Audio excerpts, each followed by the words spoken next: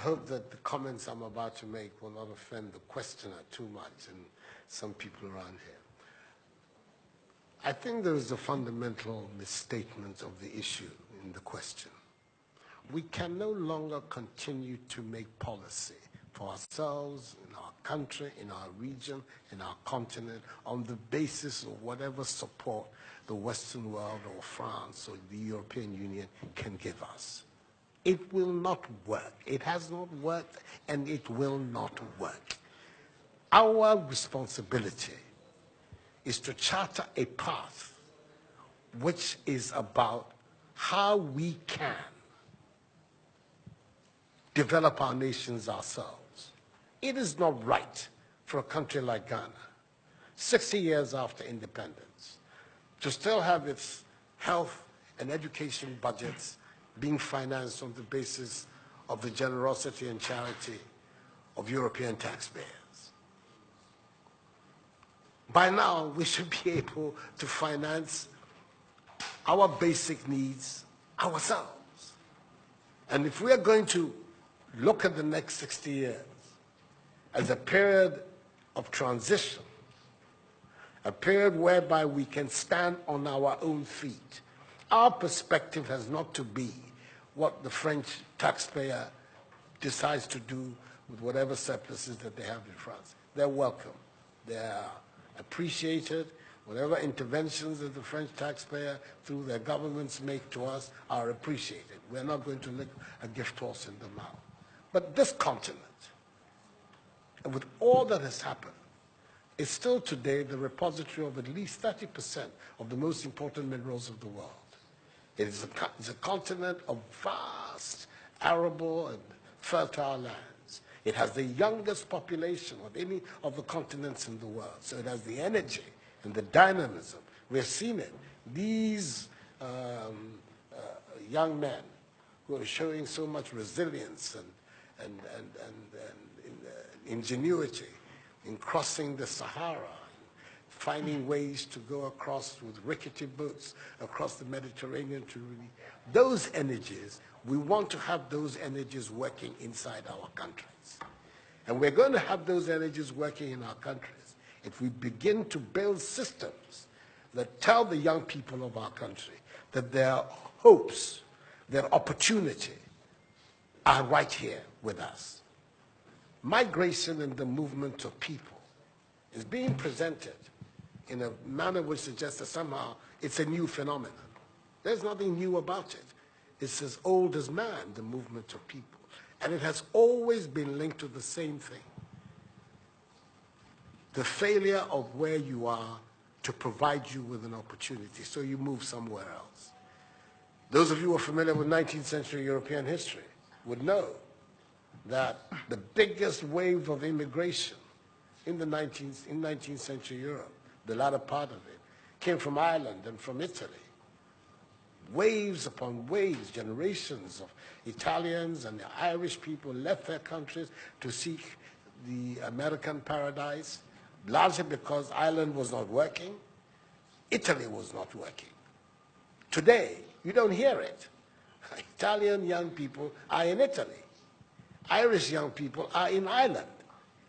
We want young Africans to stay in Africa. And how are they? And it means that we have to get away from this mindset of dependence. This mindset about what can France do for us. France will do whatever it needs to do for its own sake. And when those coincide with ours, tant mieux, as the French people say. But our main responsibility as leaders, as citizens, is what we need to do to grow our own countries.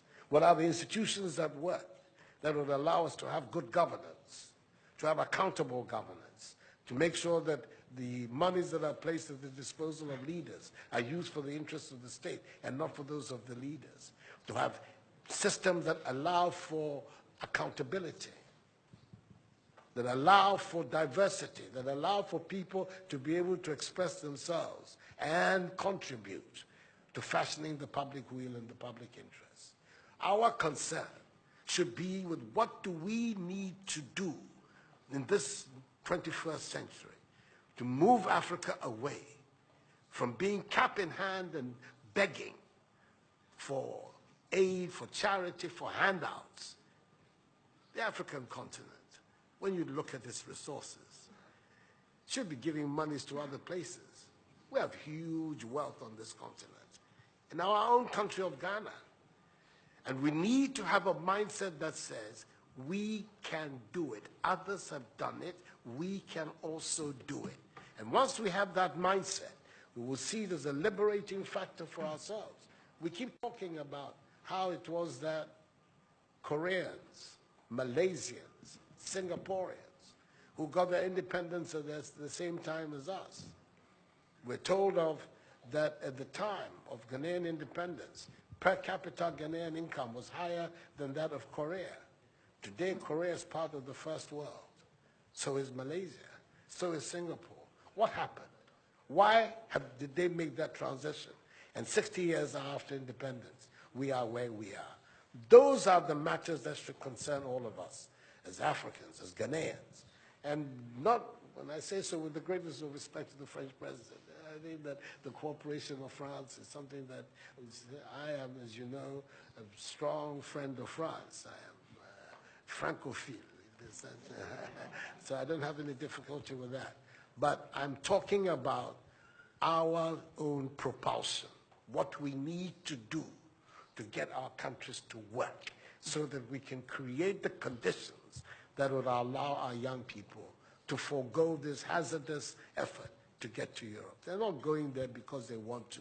They're going there because they don't believe they have any opportunities in our countries. So that should be our focus.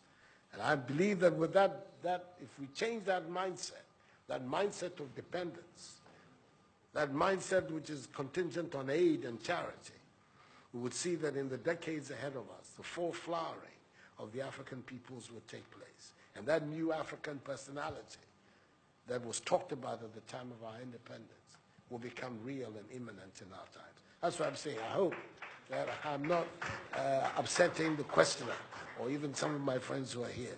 But these are my strongly held beliefs. And that is the reason why I've adopted as the slogan of my presidency, of my period of the Supreme Office of Ghana, that we want to build a Ghana beyond aid, a Ghana which is independent, which is self-sufficient, that is capable of standing on its own feet and building its own life. We can do it if we have the correct mindset to do so. Mr. President, those are my contributions.